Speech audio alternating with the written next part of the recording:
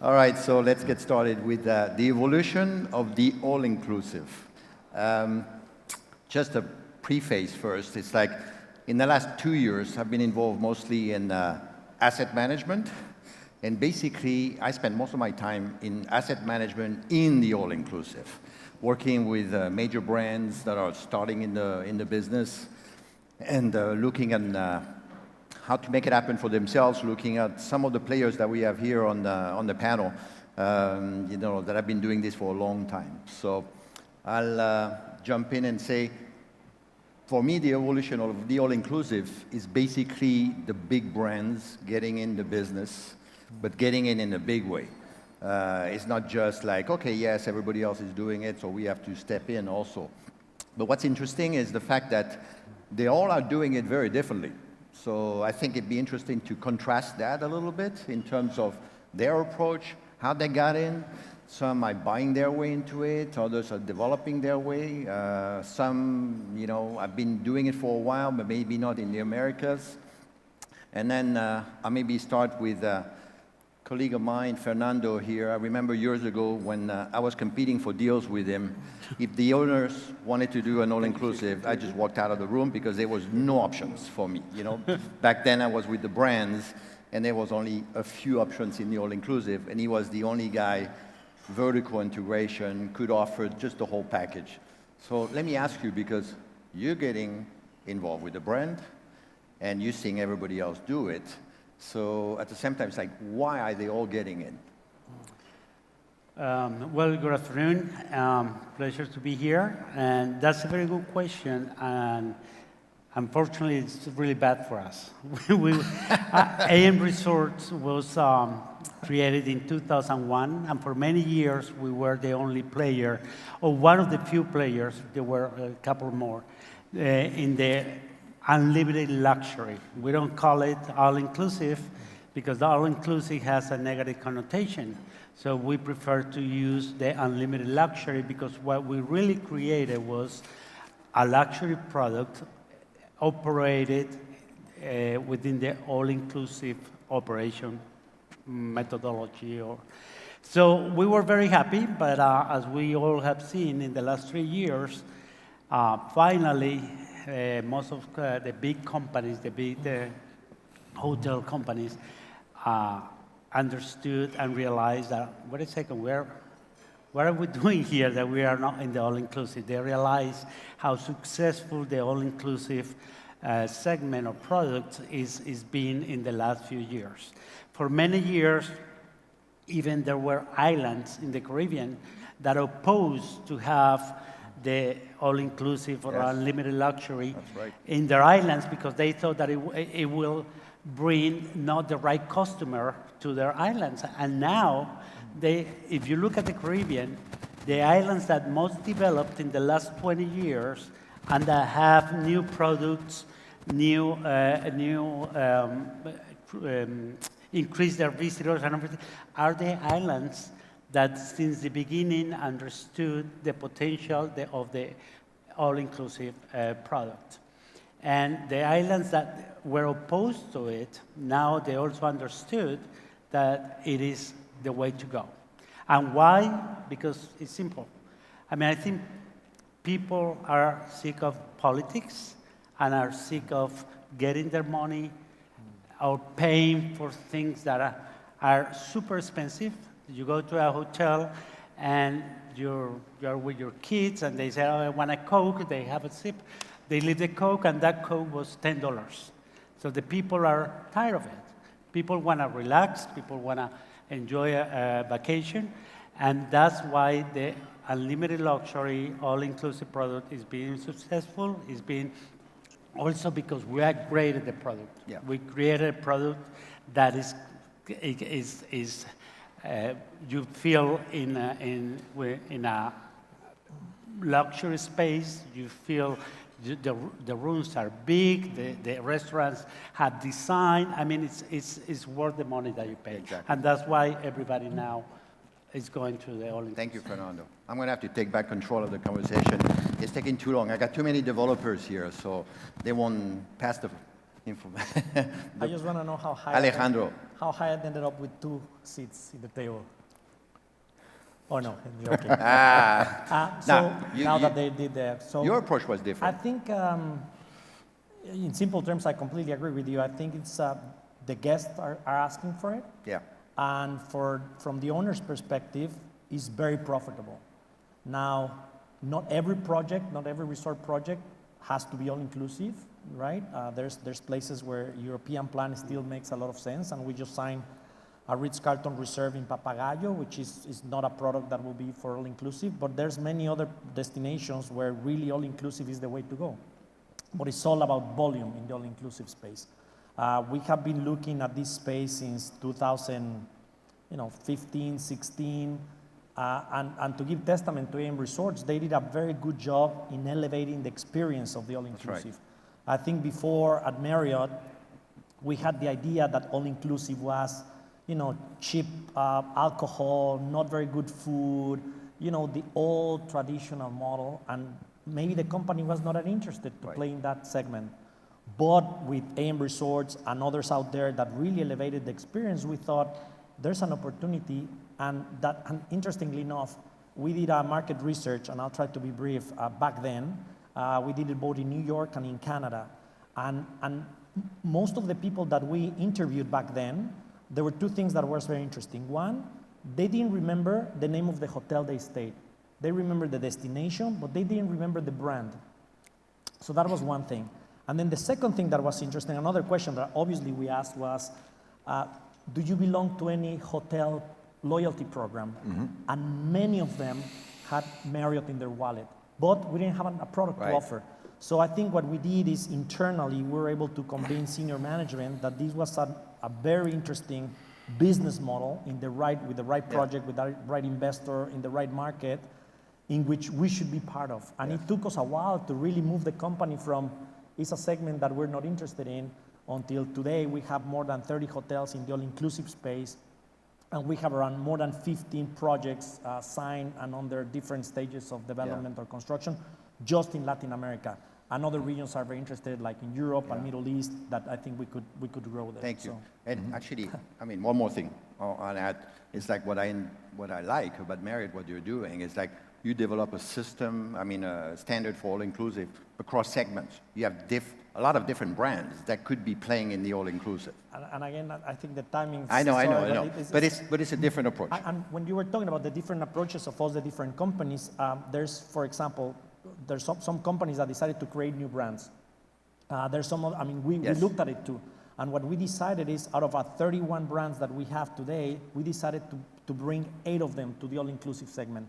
I think we're going to bring another one soon, and we have all the segments. Exactly. From a Tribute portfolio, which is the entry level for conversions, to all the way to Ritz-Carlton, we have it in all-inclusive. So we decided to leverage our own brands in order to launch the all-inclusive, and then we acquired some hotels in Barbados to do it ourselves, but it's longer conversation. But we do have a Westin all-inclusive in Conchal, in Costa Rica, that came with the acquisition of Starwood in 2016. That we operated, and that allowed us also to understand a little bit more about the all-inclusive, and now we have a full team dedicated only to all-inclusive from the operations perspective. So, thank you. Long story short, sorry. No, this is good.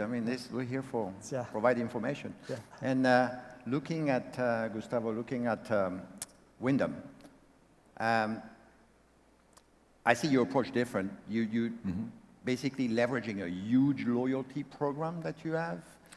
Yes, launching one brand in a segment that's a little different, actually, and then really trying to leverage that. In 2 manners. Yeah. Actually, we launched last year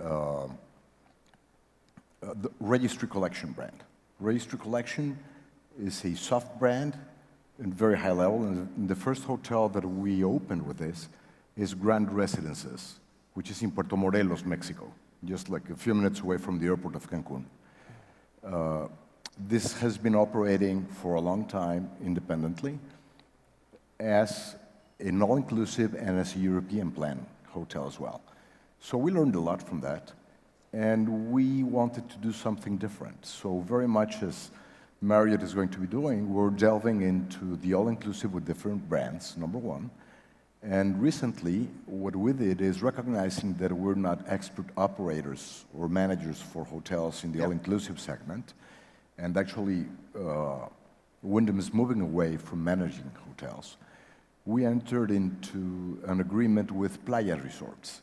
So we signed with Playa in order for them to be operators of large hotels for us in the all-inclusive segment, and we launched the Ultra brand.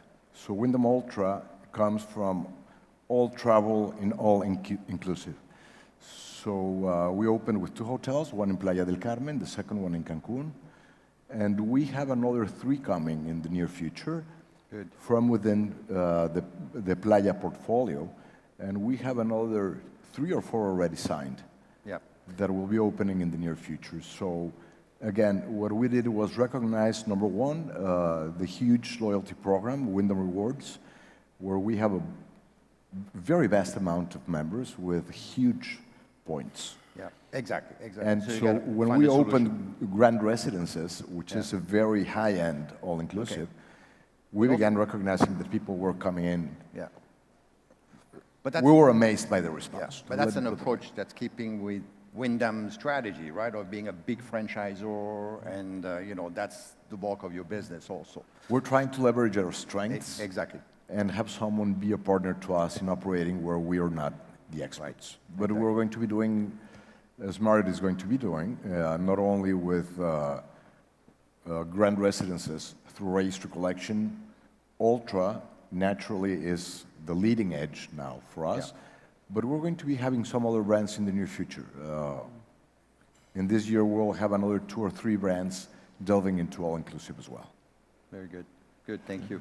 And Ruben, with Karisma being one of the original brand of the all-inclusives, I mean, even you, right, in a way, I mean, you're partnering with Margaritaville.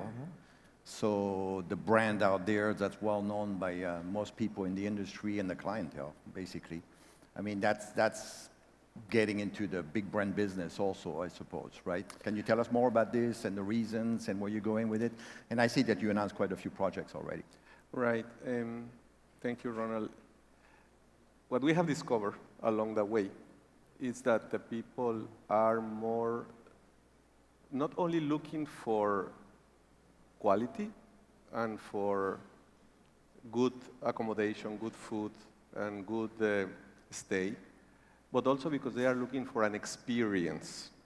That is what we believe that the people are looking for.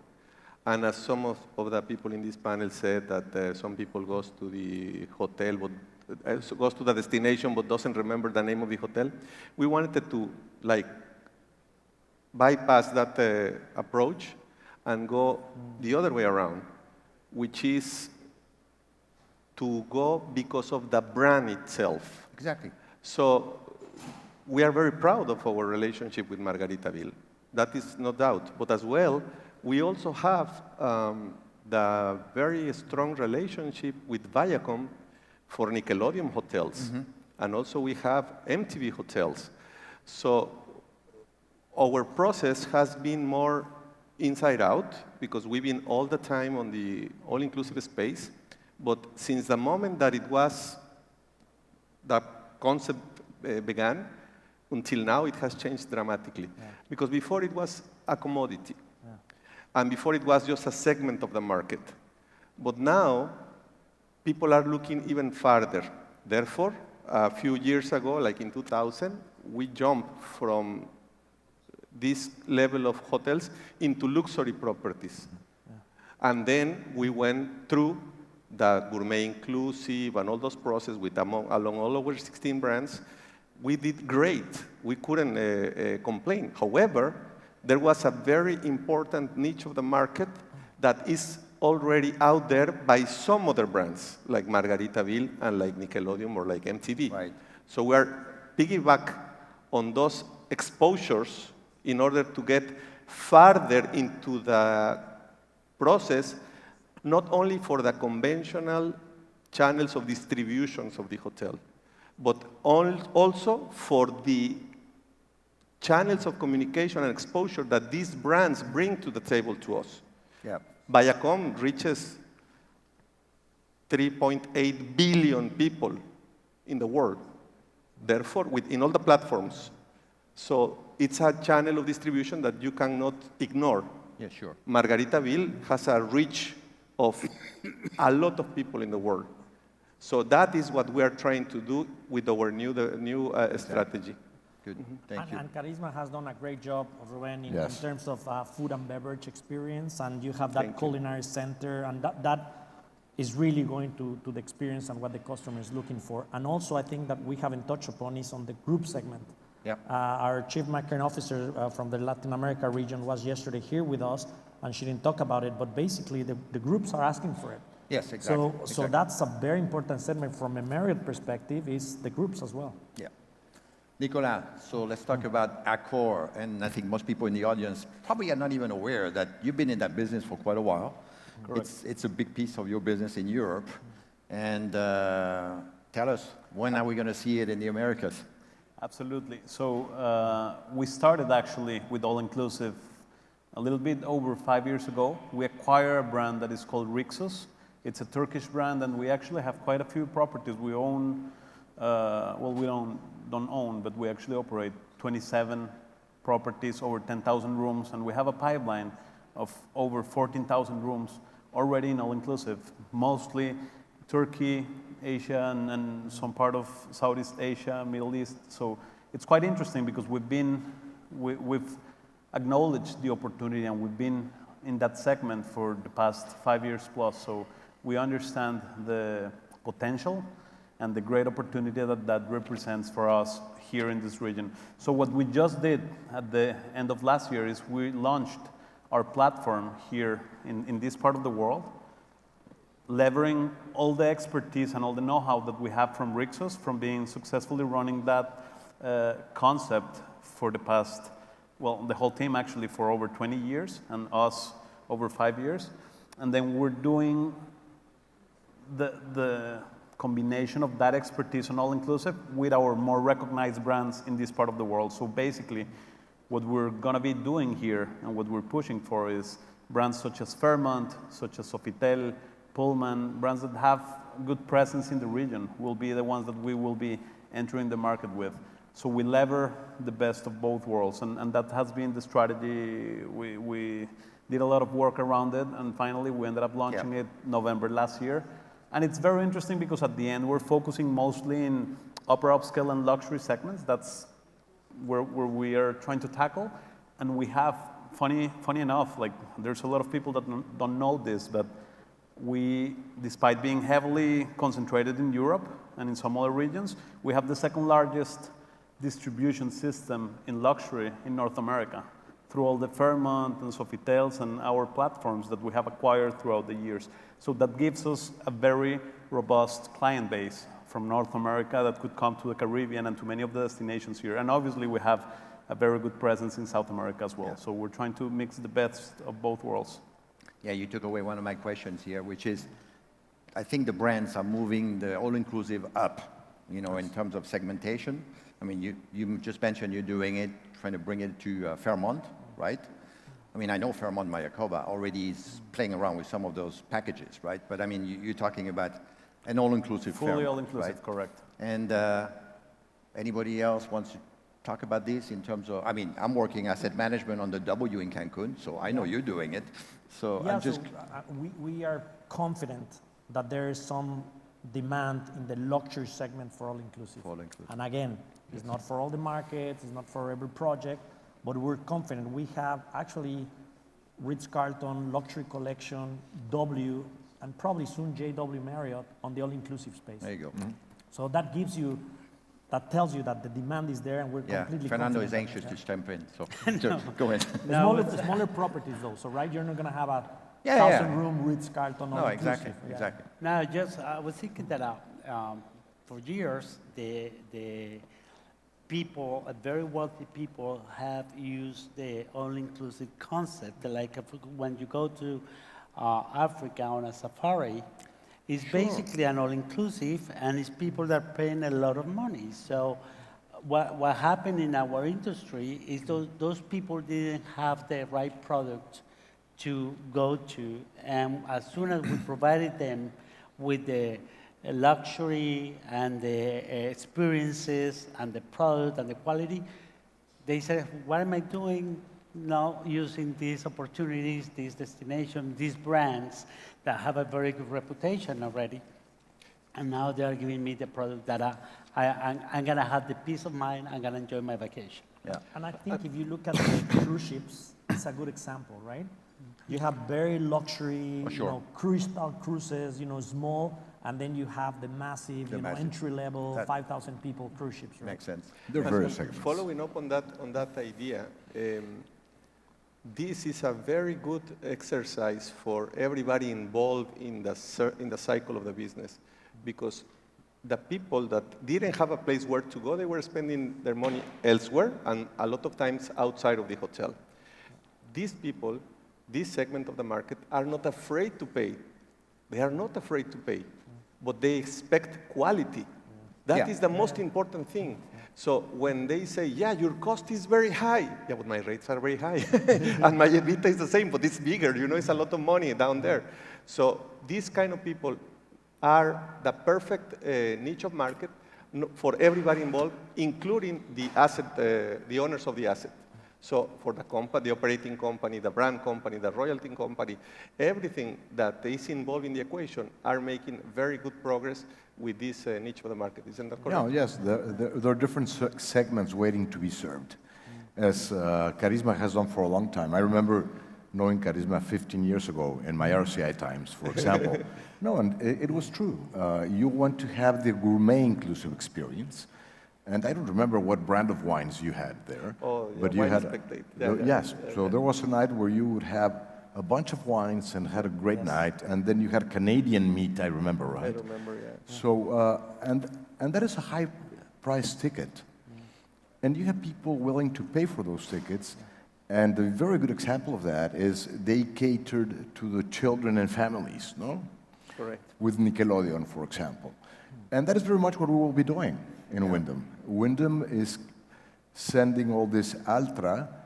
It's an upper mid-scale, I would say. A very, very good bang for your buck in terms of all-inclusive. Sure. At the same time, you can go to grand residences, the Registry Collection. That is a high-ticket product. Yeah. But it's worth every penny of that. Yeah. So in conclusion, I would say there are markets for every different niche. And as had been said here previously, what you have to do is be able to target what the people you want and even discriminate within your loyalty programs. That Exactly, happens to us exactly. very rapidly. So one other aspects that I think is important is and I've experienced it with launching Hilton in Mexico with all-inclusive, first time they're getting involved in it, is, distribution channels and loyalty programs. Because you're talking some of those big brands like Marriott now, Wyndham, and you guys, even Accor. There's huge loyalty programs behind you guys. You have a lot of, clients that are booking through the system. If you launch a new property, you launch a new concept, they're there. I've seen it. When Hilton opened up the faucets, everybody starts booking, so that's got to be a big attraction, right, to get into that concept. And distribution channel in terms of, I'll give you everything because we don't have a lot of time. So in terms of in-house plus your negotiated channel through third party, so there's a lot of leverage. That is why this is going to be a great alternative for independent hotels. Because if you go back and see the big all-inclusive hotels in the industry that didn't have this huge branding, they were in the hands of wholesalers. And so it's a very interesting alternative for people that used to go to hotels That's right. whose name they didn't remember after returning. Exactly. To say, I'm going to a hotel with X brand. That's right. And to the owner and to the operation, the distribution cost is much less. And it's the shift in customers as well as the shift of how people make the reservation. So the idea that what we bring to the table in the case of Marriott is that we bring more direct channels, which basically substitute those OTAs that you basically pay more for as an owner, right? And then we also give a shift, especially in Latin America and Caribbean Latin America, for that American guest that is willing to pay more than other markets. So I think a combination of both has been very powerful. We signed last year 20 hotels with Sunwing, with Blue Diamond, which are now part of our system as an autograph collection, 2 Planet Hollywoods, 1 in Costa Rica, 1 in Cancun, and other hotels throughout in the Caribbean and Mexico, basically.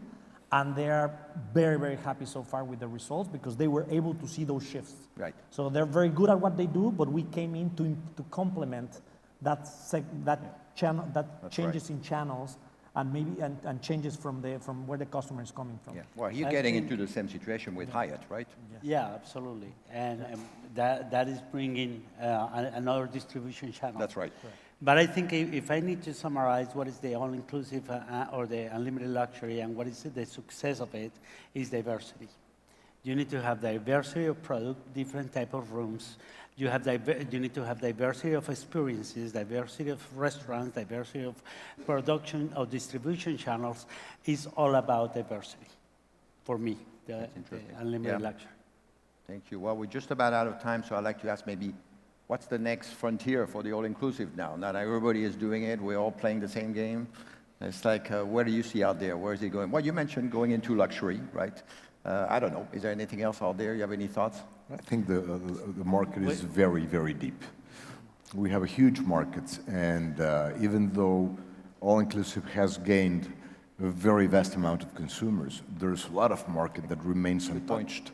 Yes. So as we and the different brands continue targeting different segments and positioning experiences as opposed to a hotel travel, I don't think that we need to reinvent the wheel. Right. It is there. We just need to deepen our touches of the markets. Yeah. I think the focus on experiences and what in all-inclusive is called entertainment, it's going to be very key of how we move forward within this segment. And you don't want to go with the typical entertainment, and people can go. No, I think that has changed. People can Right. go to Vegas and see a good show, right? That's right. That's right. What can you offer from the entertainment perspective to keep the customer happy and excited? And that could be, focus on the spa segment and focus on the culinary experience. And it doesn't have to go that you go to a theater and see an entertainment thing. So you can do many different things going forward, and just attract the young customers and just attract it to this segment that is very unique. Yeah. I think we all came to the same conclusion. I think the next thing that is going to happen is experience. That's all what we're talking about here. That's right. As long as everybody keeps the experience in the head, Yeah. Margaritaville, Nickelodeon, Viacom, and all these people, I think they will be, and it's always evolving. There's not going to be a stop you. any soon. And if you haven't traveled to an all-inclusive, really you should go, because it's a good experience. Thank you, gentlemen. Well, listen, thank you for expanding the options for all these clients out there, and big round of applause for our panelists here. Very Thank fast. Gracias, Roland. Gracias.